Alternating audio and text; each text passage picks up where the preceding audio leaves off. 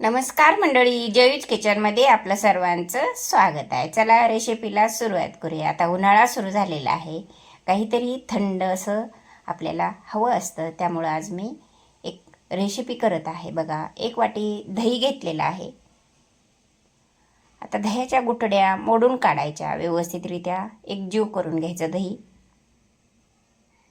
एक ना एक गुठडी आपण मोडून काढत आहोत पहा. अशा पद्धतीनं जर आपण दही मोडलं, त्याच्या गाठी मोडून काढल्या, तर आपल्याला ह्या दह्याची टेस्ट वेगळीच लागते मिक्सरमधून काढण्यापेक्षा.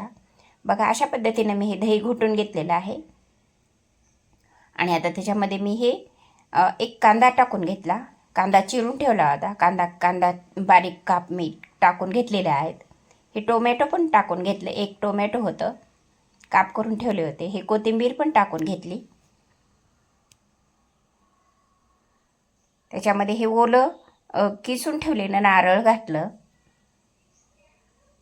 त्याचबरोबर आता मी त्याच्यामध्ये हे मीठ टाकून घेतलं थोडंसं.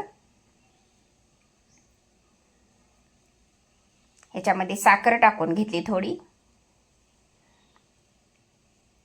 आणि आता हे शेंगदाण्याचं 1 चमचा कूट पण टाकून घेतलेला आहे पहा. अशा पद्धतीने हे सगळं साहित्य मी ह्याच्यामध्ये घालून घेतलेलं आहे आता.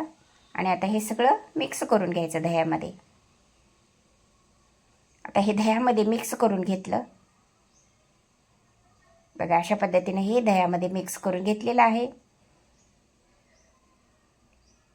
आता त्याच्यामध्ये मी हे साय घोटून ठेवली होती.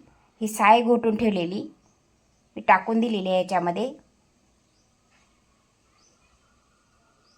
खोबरं आणि साय टाकल्यामुळं आज आपण कोशिंबीर करत आहोत.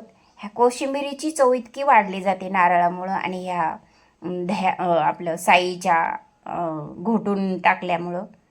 आणि आता त्याच्यावर मी फोडणी केली. जिरे टाकले, कढीपत्ता टाकला आणि त्याच्यामध्ये बारीक काप केलेल्या मिरच्या टाकल्या हिरव्या.